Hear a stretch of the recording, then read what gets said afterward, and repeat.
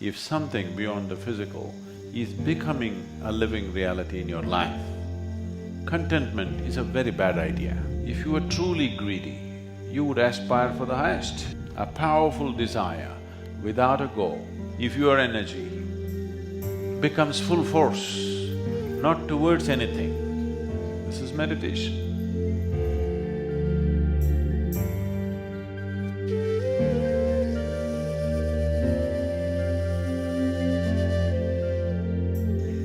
I know that many of you have been brought up on the idea or ideology that contentment is the greatest virtue. If you're content with who you are right now, you're not even aware that if you're willing to strive, who you could be.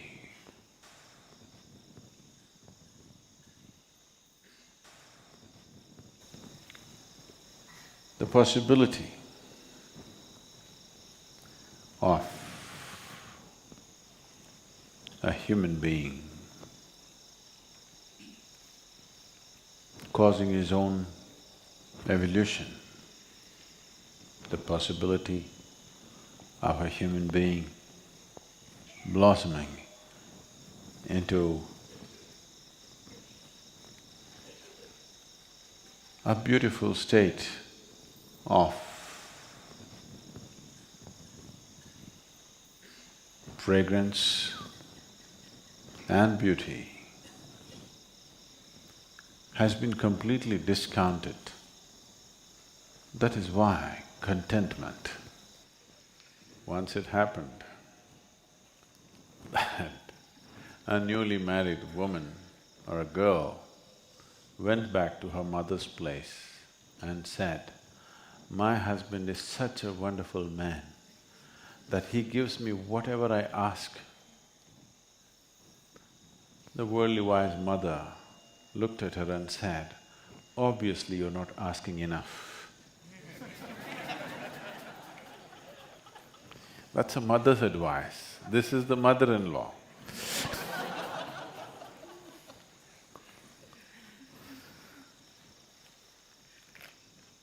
So obviously you're not asking enough from life.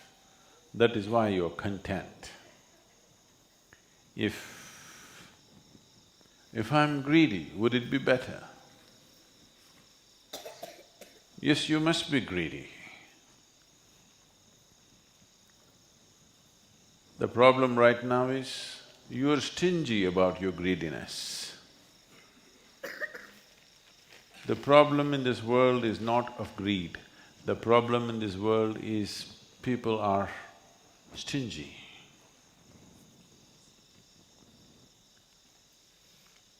They are stingy, that's why they don't aspire for the biggest possibility.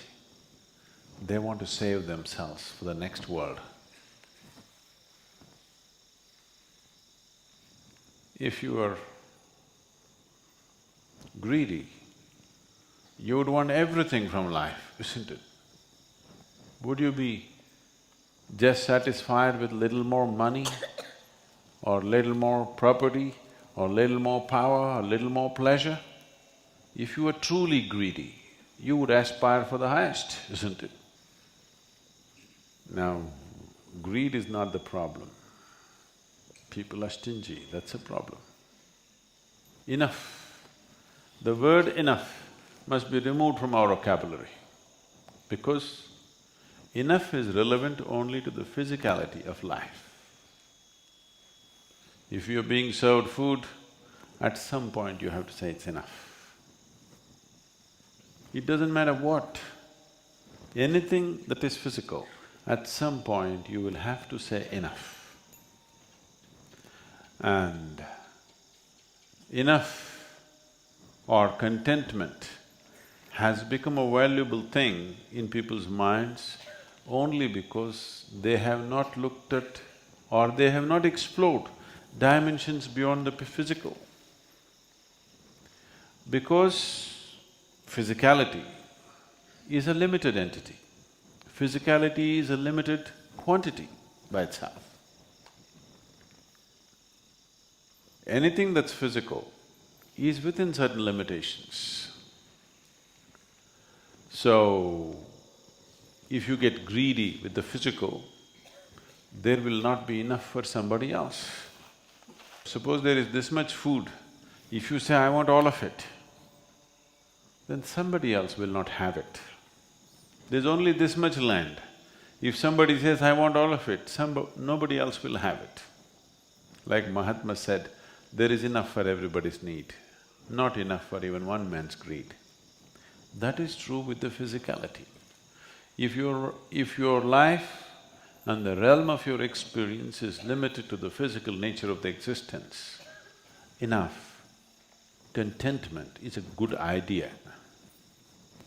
But if your life is beginning to explore dimensions beyond the physical, if something beyond the physical is becoming a living reality in your life, contentment is a very bad idea. That means you will stunt yourself. The very possibility of becoming a limitless being, the very possibility of becoming a boundless nature, you will destroy the moment you say, I will be content. Contentment is a boundary. This much is enough means you're drawing that big a boundary. Enough is not a good idea. Contentment is not a good idea. Your limited ideas of success is not a good idea. Till this being allows itself to blossom to a boundless state, you should not be content. You must burn with discontent. Now, contentment need not be brought into our life as an ideology. It is just that if your aspiration becomes limitless, if your aspiration and desire is not selective, it desires for just everything, then naturally you would not limit yourself to the physicality of the existence. When it is no more selective, desire just becomes a powerful energy to expand, to burst open this being who is containing himself with contentment. People are trying to achieve contentment at different levels, at different stages of life. Please see this. What you call as contentment is just containment. You try to draw a boundary of some semblance of sanity for yourself. But that boundary satisfies you and gives you sanity only for a short period of time. Then it has to be expanded, otherwise it is not going to work. At the age of 20, whatever you thought is going to be your contentment, does it remain your contentment when you're 30? Whatever your ideas of contentment at 30, does it remain contentment at 40? Unless you're going down the tube. Unless your life is a total failure, then your idea of contentment will be coming down. But if you are on a upswing, your ideas of contentment keep expanding, isn't it? If you are a failure in your life, only then your idea of contentment becomes smaller, otherwise it's constantly expanding. Contentment is just a cautious way of attending to boundlessness. You're being cautious. You want to go towards boundlessness in installments. In installments, if you seek the infinite, you're a lost case, because nobody has ever reached what we refer to as infinite by counting 1, 2, 3, 4, 5. Through installments, you are not going to go to the infinite. That cannot happen in the very nature of things. If you choose installments as a way towards boundlessness or infinite nature, you will just become endless counting. That's all that can happen. Endless counting will tire you one day. Just count and see. Today, you start counting now. Don't stop, just keep counting simply at your own pace, not at my pace, at your own pace. 1, 2, 3, 4, 5, start counting, don't stop. You say till where you can go without tiring yourself, not physical exhaustion. I'm saying you'll just be tired of counting because you know it's not getting you anywhere. So desiring process is a limitless process, but you're limiting it by being selective about your desires. I desire this, I desire that, I desire that, I desire that, but not this, this and this. If you take away the discriminatory nature of your desire, if you sit here right now and do not desire for anything particular, just desire for everything, just everything, just see if your mind can do it. Don't desire for anything in particular, just simply desire for everything. First of all, you don't know what is everything. Nobody knows what is everything, isn't it? Everything that you know and everything that you do not know, just desire for all the things that you know and do not know.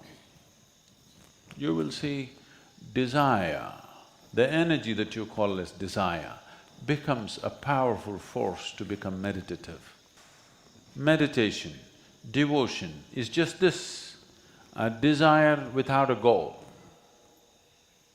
A powerful desire without a goal. If your desire, if your energy becomes full force, not towards anything, this is meditation. If you're on the spiritual process, there is no such thing as contentment. There is no such thing as enough. Greed is the rule.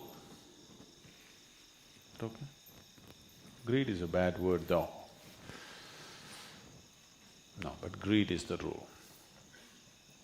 Because limitless desire is generally considered greed, but it's not true. Greed is going by installments. If someone is taking larger installments than you consider that as greed, isn't it? Yes or no? Yes or no?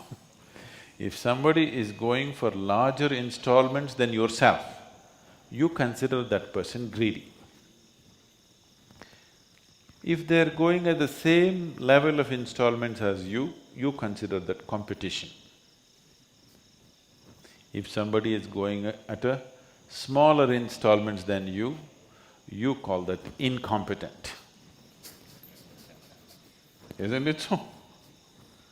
Someone is taking, they only desire for this much, when they're successful they go for that much, you look at him and think, he's not my class.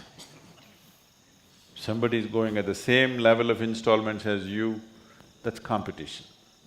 Somebody is going for leaps and bounds, greedy.